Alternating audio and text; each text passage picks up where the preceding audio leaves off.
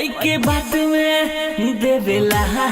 पीरे मारे धीरे धीरे धीरे धीरे धीरे धीरे धीरे मारे धीरे धीरे धीरे धीरे धीरे धीरे धीरे मारे धीरे धीरे धीरे धीरे धीरे धीरे धीरे सजिया पर जब आवेला हमरा के साथ आवेला सजिया पर जब आवेला हमरा के साथ आवेला कैसे बताई सखी अपन पीरे मारे धीरे धीरे धीरे धीरे धीरे धीरे धीरे मारे धीरे धीरे धीरे धीरे धीरे धीरे धीरे मारे धीरे धीरे मारे धीरे धीरे जब जब छुपेला नीचे से छुएला जब जब छुपेला नीचे से छुएला सखीला हंगा उठा के जब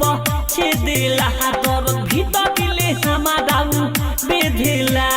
सखी बड़ी दुखाला हो रात भर खाला हो सखी बड़ी दुखाला हो रात भर खाला हो आला लड़ुआई ऊपर माले जब गिरे मारे धीरे धीरे धीरे धीरे धीरे धीरे धीरे मारे धीरे धीरे धीरे धीरे धीरे धीरे धीरे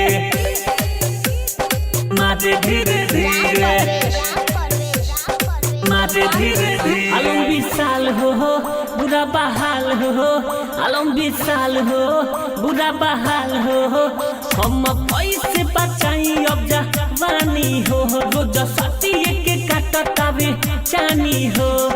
करे लगी हम हाला हो होपे जब भाला हो करे लगी हम हाला हो होपे जब भाला मजा लुटे खातिर तो खाली हमारे पभीरे मारे धीरे धीरे धीरे धीरे धीरे धीरे धीरे मारे धीरे धीरे धीरे धीरे धीरे धीरे धीरे सरस्वती रिकॉर्डिंग स्टूडियो खाटा बाजार। डाउनलोड कीजिए RCM music official app play store से। RCM म्यूजिक के सारे ऑडियो वीडियो डाउनलोड करने के लिए